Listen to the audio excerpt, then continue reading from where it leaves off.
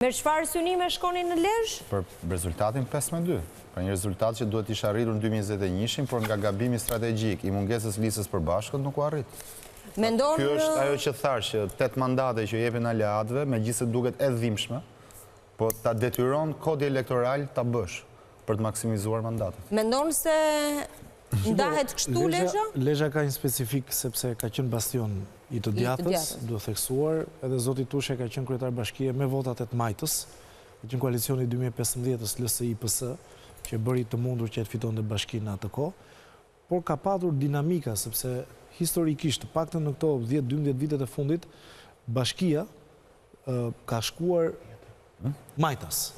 Dhe ka 2 mandate që është zoti Pjeri Ndreu. Dhe bashkia që nga viti 2019, kur nuk morën pjesë në zgjedhje opozita, është një burim shumë i madh si punësimesh, e cila më pas të kthehet në vota. Unë nuk besoj që do jetë 5-2, unë besoj do jetë 4-3, mendoj unë në opinionin tim.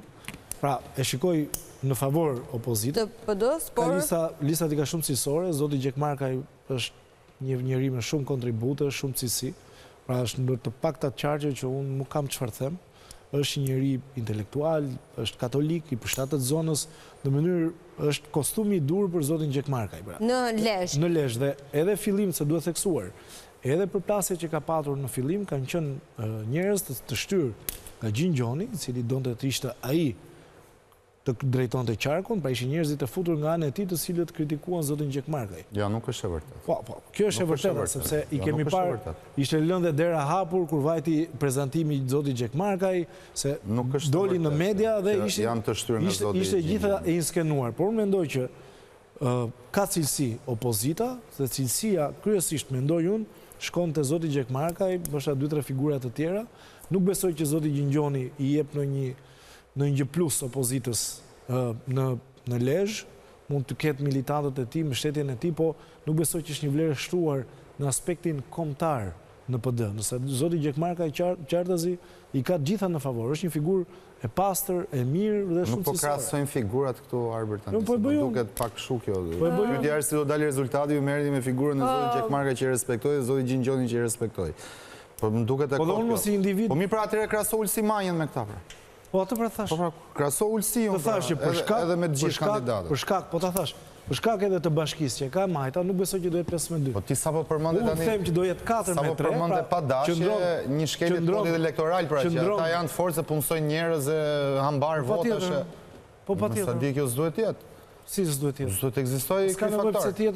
Nuk ka nevojë pse të jetë. Normalisht, po s'duhet të ekzistojë ky faktor. Automatikisht. Sa kohë ke bashkinë, vërtetove që po ti je punësuar i slavi PS-s. Për sa kohë ke bashkinë, automatikisht ke patronazhon votën e administratës. Ke edhe punësime. Shtyn ata që o vojvoda ose ik nga puna, po jo, kjo. Ardit, edhe diçka sepse Atëherë bita fort me mua që kjo u di ka dhe manipulim zgjedhje. Pse çfarë do thotë kjo? Pse çfarë do thotë? Jo, mos ta pranojmë dhe këtë. Jo, ma keni gabim. Kjo është qasje gabuar, sepse edhe eroja i një parkimi ka bindje politike, mos zotri. Çfarë është kjo? Çfarë do thotë kjo? Të gjithë njerëzit ka bindje politike. Fakti që ata kanë bashkitë, edhe një hoxh, edhe një prift ka bindje politike miku im. Atëherë administrata ka bindje djathta. Mund të ketë bindje djathta administrata e bashkisë. Po ti sapo e përmend arsye votash.